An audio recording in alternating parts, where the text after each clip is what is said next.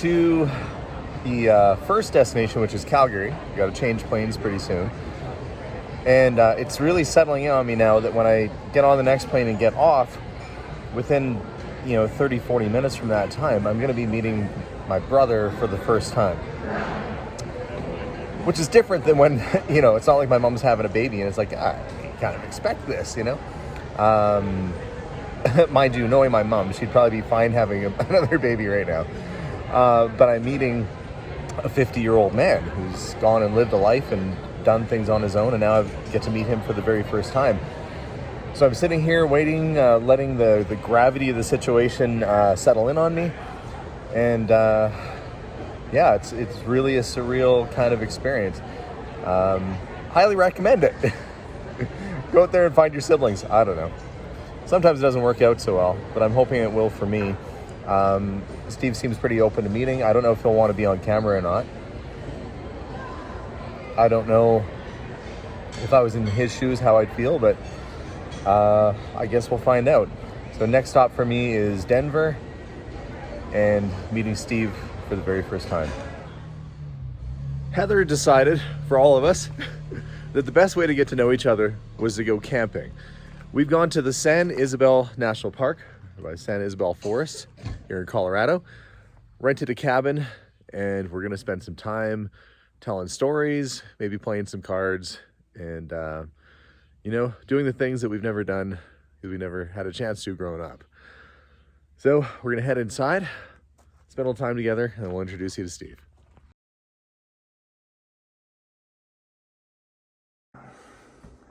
Well, guys, let me introduce you to my brother, Steve. So, Steve, thanks for being so brave to come on camera and to kind of talk to the people at home and to introduce yourselves. I was kind of leading up and saying, we decided to go camping. So right now, if you're looking at the background, we're at a campground in, where are we? San Isabel. San Isabel. Heather's off camera. She's like, leave me out of this one. You did this with me once already. Yeah. But yeah, this is cool. This is our first, and this is the first time that me and Heather have ever really been together this week. Yes, it is. In the history of it. So, what was it like kind of finding out that you had different family? It was a total shock because I wasn't expecting to find anything. I did the 23andMe because mostly I was at a job, and one of the guys that I was working with had done it and showed me all this stuff, how it broke down, like what percent of European and Italian or whatever you are, and I was like, that's pretty neat. So I decided, I'm going to do this. And I didn't expect to find anything out. I had no idea that there was a whole nother part of my life I was about ready to find out. But when you were born, you were put up for adoption by your biological mom, right? Yes. And so you kind of knew that maybe you had a different mom or dad out there. And you said you knew since how old were you when you found out? I found out when I found out initially, I was around 5 years old or so. My mom told me when I was adopted. Mom told me when I was real young, that I was adopted. And then I didn't meet my actual biological mother, Debbie, till I was 18 years old. Right. And that's when I started finding out that I had other brothers and stuff. And your biological mom's Italian? She has more. She's more Italian, yeah. Okay, is it like Italian mix or? Italian mix, I believe. Okay. I'm not real up to date on all the genealogy on that side yet, but so that was the whole reason why you signed up for Ancestry in the first place. So I wonder find out how Italian am I? Yeah, and not a lot. No, mostly European. Yeah, and English in there too. Yeah. And so the crazy thing about this is that I'm the only one between you and Heather who actually grew up with our dad. And our dad passed away several years ago now. He would have loved to have met both of you. He had no idea that either Steve or Heather existed. Maybe had a little bit of an inkling. I think somebody tipped him off about Heather because he thought he might have had a daughter out there, but never had a chance to meet either of you guys, unfortunately. So I feel like there's this responsibility for me to fill in some gaps, And the surreal thing for me, and this is the tricky part, Steve is a wonderful person. We've had a chance over the last couple of days to get to know each other and chat and talk, but the truth is you look an awful lot like our dad. And so it's so hard for me sometimes. I know you didn't know him, but I look at you and I feel like I'm looking into my dad's eyes almost, and it's comforting and it's nice. You definitely feel like family. And you do too, as well. it's been very comfortable meeting you and Heather as well. Yeah. And, it's a new chapter to my life. I'm excited about it, and I'm happy to have met you. It's a really neat thing. I'm And- the better find though. Oh, she said she's the better find. And we better agree with her. Yes, She's she making is. dinner tonight. Never argue with the cook or your sister, I think. But you know, the funny thing was that we both kind of, I mean, we grew up in different environments, we grew up in different ways, but when we met, you're into old cars. Yes, And I you- love old cars. And why don't you tell them what kind of car you've got? I got a 1970 Plymouth Cuda. Yeah. All original. 383, Yes. heavy orange. Yeah, so into old cars for sure, and also antiques and stuff. Yeah, I love antiques. My whole life I've been into antiques, so I got a lot of stuff around my house as well too. And you have other brothers through your mom, so other half brothers. Yes. So I have three other. as related as I am to you, they are. Yes, as well. we're all half. Yeah. All my brothers are half brothers. But are any of them into antiques or old stuff at all? Or? They like old cars. Okay, But yeah. they not antiques really. They're not. They're more into sports stuff. They don't go scrounging around and looking for stuff. Yeah. So that's unique between me and you. And so we go to Steve's house and he's got a 70. Now, any other day, those of you who watch my channel know I would have been all over like that. 70 Cudas, that thing for sale. So I'm like, you're biting your tongue. And then we go in his basement. He's got cool stuff. He's got like a alien autopsy kind of looking alien that was used in a 1950s or 60s movie, like an old movie prop, and old advertising signs and stuff. And so I was like, you know what? I got to ask. There was an old Pepsi sign down there. I'm like, I'm going to say, if you were anybody else, I'd offer to buy it. So I'm going to throw this out there. And Steve is like, sure. And then, of course, he's a super nice guy, so he gave it to me. So I've got to find a place of honor in my garage for that sign. It's not something I'm going to resell. I'm going to put it up and have that memory of me going down in your basement and digging around. But it's been great because you've been all right going around to antique stores and doing like that kind of stuff. I could do it all day. Yeah. I could sit in the junkyard all day going through old cars. Me too. And you've got a friend of a friend who runs like a junk business. Yeah, junkaholics. Yeah, you just gave him a plug. Junkaholics in Denver, if you need your house cleaned, go check them out. Anyway, but they come across like they empty out houses. They do kind of what I do in Edmonton. They go and they empty out properties, but they throw pretty much everything out, right? Yeah, and we're trying to stop that.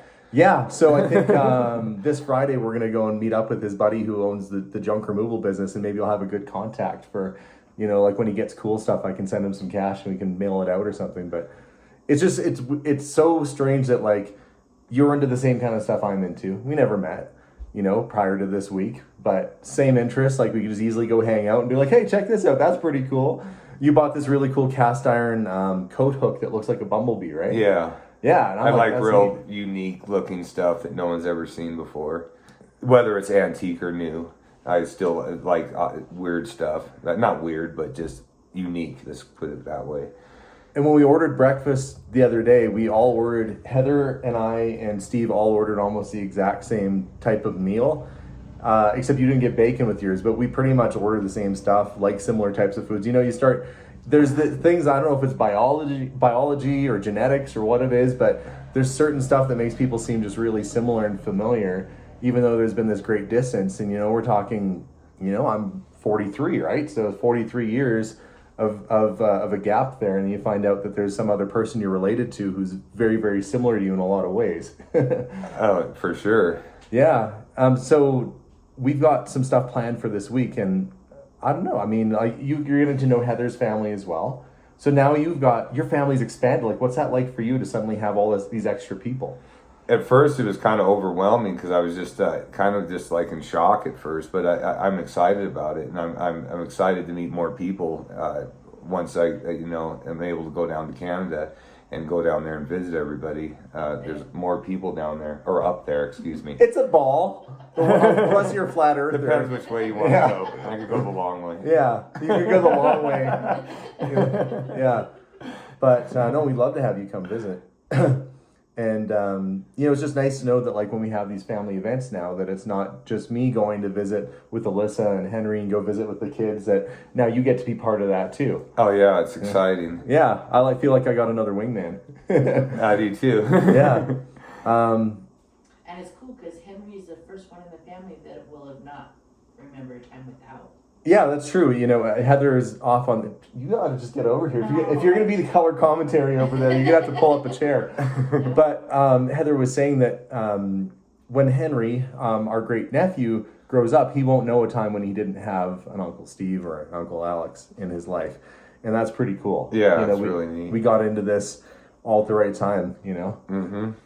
But yeah, I mean, how's it been for you? Like, kind of hearing stories about your biological dad and hearing about him and what he was like. It's really exciting hearing what all he did. He's a musician and had his own record label and worked with on lots of movie sets. It's really a kind of shock to find out about, to be honest with you. And you're really into music yourself. Yes, I always have been. And just like you were telling me about, our father had like 10,000 albums. You know, when I was a kid, I was meticulous with albums. I had a huge album collection when I was growing up, and I was really into it. You know, ordering them from all over the world, not just going down to the record store, but getting a Goldmine magazine and ordering stuff from London and wherever in the world I could find the record I was looking for. What was it, Columbia Record House? Were you ever part of that? I was at one time. I think I probably owe money still. You owe them that like $1.99 for your first 10 or whatever. Yeah. Well, they're gonna come looking for you now. It'd be like the guy who owns the name. He's like, I knew it. There's all kinds of people out there that owe us money. Yeah. So it's great. I phoned or sent a message to my uncle Cam, who was best friends with our dad. Prior to my Uncle Cam marrying my mom's sister, they were friends. So I said, "Do you remember anything about Montana?" And he said, He didn't mention much about Montana, but he was on his way to Hawaii at that time, and he said I'm pretty sure he said he saw Jimi Hendrix play live inside of a volcano. I'm like, well, there's a story I didn't know about my dad. Yeah, that would have been quite a show. Yeah, somebody just found out both yesterday. Yeah, which is a neat story. But you know, at that time, our dad was 18 or 19 years old. A musician, he was traveling, figuring out life, and it was the late 60s, early 70s was peace, love, and hippies and all that stuff. So I'm finding out that it's not uncommon for families to have sort of, I guess I wouldn't say mysteries, but they find things out later on. It's not like my dad was hiding the fact that you were out there. It's that he just simply didn't know about you. He didn't know about Heather, and so I know he would have loved to have had you guys in his life, but. You know, you talk to people who watch these videos after the fact, and they go, yeah, my dad had a mystery spouse, or a mystery lady on the side, or some other random second cousin shows up, and they can't figure out who they're related to. So it's very, very common, more common than people like to admit. And I think part of that is the pride of the older. I want to say the older generation, because if you're watching this and you're of the baby boomer generation, I'm not meaning to insult you, but the mindset of that generation, the one before, was you don't talk about it. And this DNA stuff didn't even exist, right? So I don't know about how your mom is about things. I think she's come more to terms, I think, with stuff, right? Yeah, she's happy that I met you and Heather, and she's glad that I got to meet you guys. And she was just as shocked as I was to find out about this. She would obviously she thought my father was someone else. Unfortunately, but so all these years I thought my father was someone else, that I just recently found out that he wasn't my father, which was just something that an honest mistake. But you were told that your dad was somebody else who had passed away many years ago. So you would never have had a chance to meet him. So since when I was 18, I was told he was already passed. Basically at the time I was born. And now I'm hitting you up with this again. Hey, we know who your dad is, but he's gone too. Yeah. It's like 2 for 2. So I just barely missed meeting this dad. So, yeah. My biological dad. I'm still here, and you're here, and Heather's here. I'm glad that your mom's been kind of open to it, because nobody would begrudge somebody who was 18 or 19 years old at that time, and with all the stuff that was going on in the early 70s, I don't think there's any reason to make anybody feel bad about the decisions they made.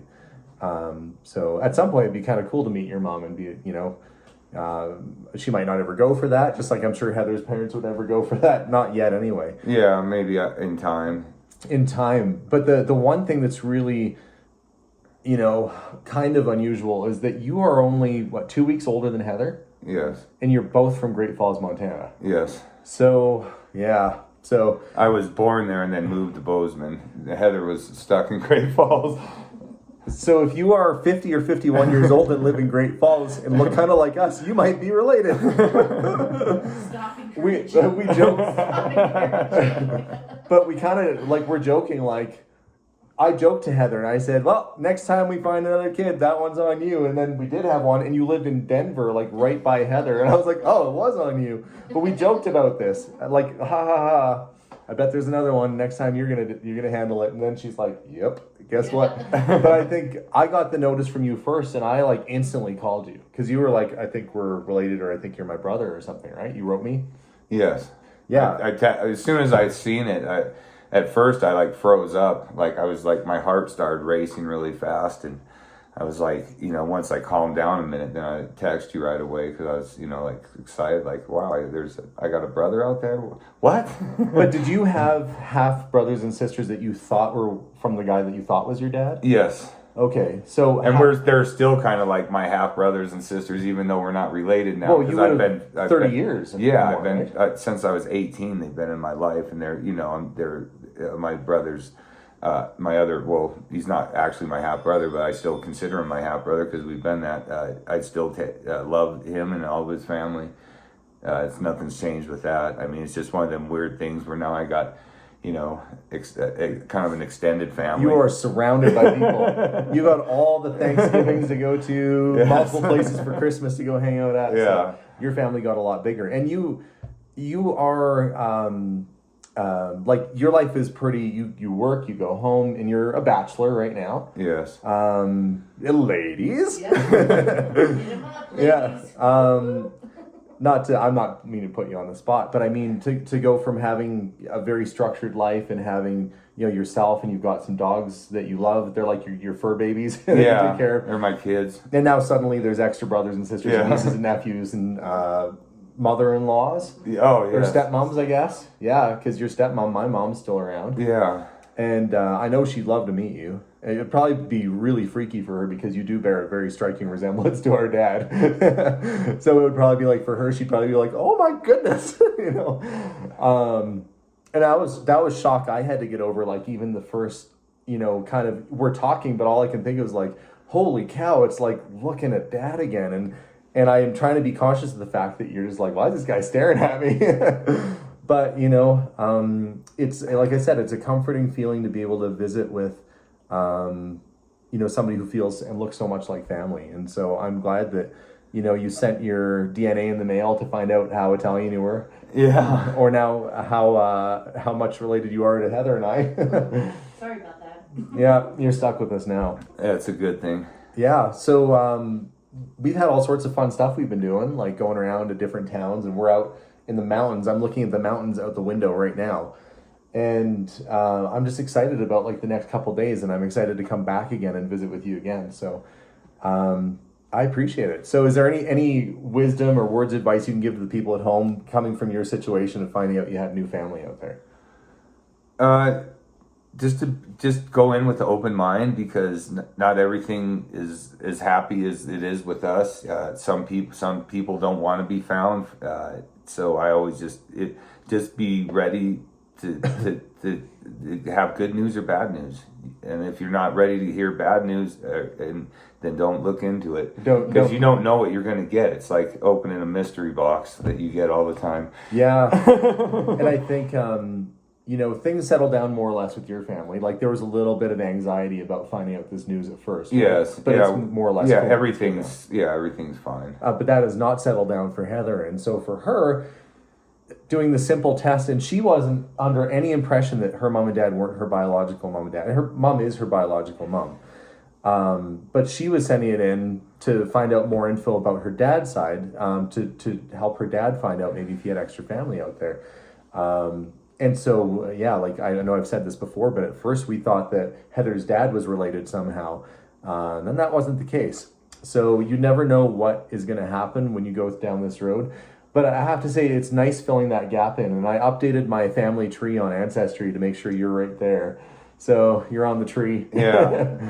And, future generations be able to figure things out. But it's just nice to kind of connect the dots, I think, regardless of how complicated the dots can be sometimes. Yeah, and I'm excited that they've been completed pretty much. Like Yeah.